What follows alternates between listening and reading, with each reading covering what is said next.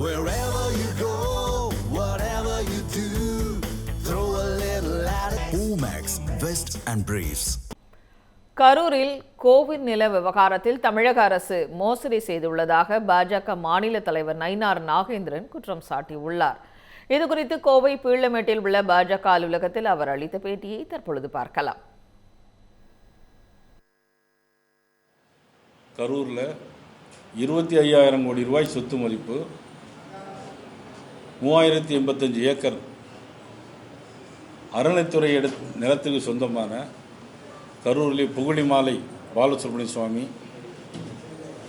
கரூர் கல்யாண பதுமை திருக்கோவில் உட்பட 4 கோவில்களுடைய 3085 ஏக்கர் நிலம் கிட்டத்தட்ட சுமார் 25,000 கோடி ரூபாய்க்கு 9ஆம் தேதி காலையிலேயே கரூர் மாவட்ட கலெக்டர் அலுவலகத்திலிருந்து பரிந்துரைக்கப்பட்டு இணை ஆணையரும் பரிந்துரைக்கப்பட்டு உடனடியாகவே அன்றைக்கே கோயிலுக்கு சொந்தமான நிலத்தை இன்னைக்கு பட்டா போட்டு கொடுத்துருக்கான்ற செய்தி வந்திருக்கிறது.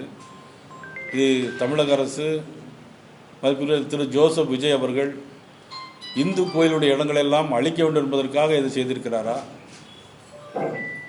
அதுக்கு உறுதுணையாக அறநிலைத்துறை அமைச்சர் ரமேஷும் இருக்கிறாரா? எதற்காக இந்த அவசரம்? வன்மையாக கண்டிக்கிறோம். இதனை தொடர்ந்து நிச்சயமாக இதனுடைய ஆய்வுகளை தெரிந்து கொண்டு மிகப்பெரிய போராட்டத்தை பாரதிய ஜனதா கட்சி இந்து அறநிலைத்துறை இடங்களை மீட்பதற்காக நிச்சயமாக போராடுவோம் என்பதை தெரிவித்துக் கொள்கிறேன். இவர் வரும்போது பள்ளி விடுமுறை விடுவதும் இவருடைய காட்சிகளை மாணவர்களுக்கு காட்டுவது என்பது அது உண்மையிலே தவறான விஷயம். மாணவர்களை தவறான வழியில் எடுத்துச் செல்வதற்காக உள்ள விஷயம். ஆக இதெல்லாம் வன்மையாக கண்டிக்கத்தக்கது.